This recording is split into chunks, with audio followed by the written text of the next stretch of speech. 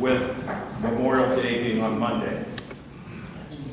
I was going to speak about the CRA, but I wanted to put these words into minutes of council.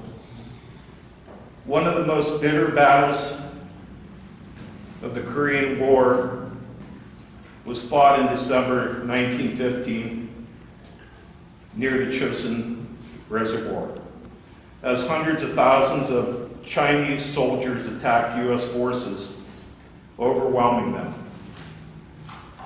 U.S. servicemen went without food or sleep in the harsh, wind-whipped Korean winter. Most soldiers lacked the proper clothing for sub-zero weather, and almost everyone suffered frostbite. It was the beginning of the longest retreat in U.S. military history. Only one road led out of this mountainous region, and it came to be known as the Gauntlet. The Chinese watched as the retreating forces clogged their escape route with vehicles in a desperate attempt to get out alive. From their perches high in the hills, the Chinese continued their attacks on their helpless victims. The road became jammed with incapacitated vehicles. The U.S. soldiers were in an impossible situation. They had to leave the wounded who could not walk on their own behind. It was here that we start the saga of Private Ed Reeves. 19 years old, Ed was one of the 400 wounded that had to be left behind. His open-air truck was the last in the long convoy, attempting to escape the certain death of the Gauntlet. The wounded were zipped in their sleeping bags, their only protection from the severe cold. For 4 days they awaited their rescue, but none came, only the Chinese. And one by one, the Chinese stormed the trucks and robbed the GIs and began a killing spree. And they set each of the trucks ablaze using what was left in the gas tanks to ignite the trucks with the wounded still inside. When they came to Ed Reeves' truck, they found it didn't have any gas. So they decided to shoot him in the head.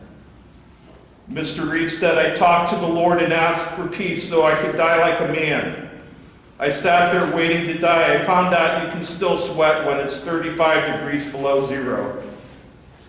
Incredibly, the bullet meant for Ed's head only grazed it, and he was still alive. He was left alone again, and over the course of the next several days, he tried to free himself and escape, but every time he fainted.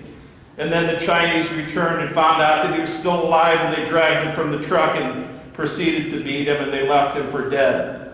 But again, Ed wouldn't give up.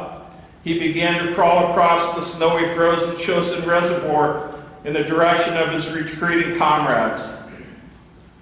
Nearly clothless and without any protection, finally he was discovered by the Ice Marines, a volunteer force who had struck out into enemy territory to save as many of the men who had been left behind as possible.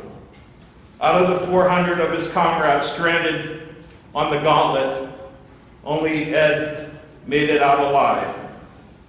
The doctors felt Ed was as good as dead, but against all odds, he battled his way back to health. Both of his feet and all of his fingers were amputated.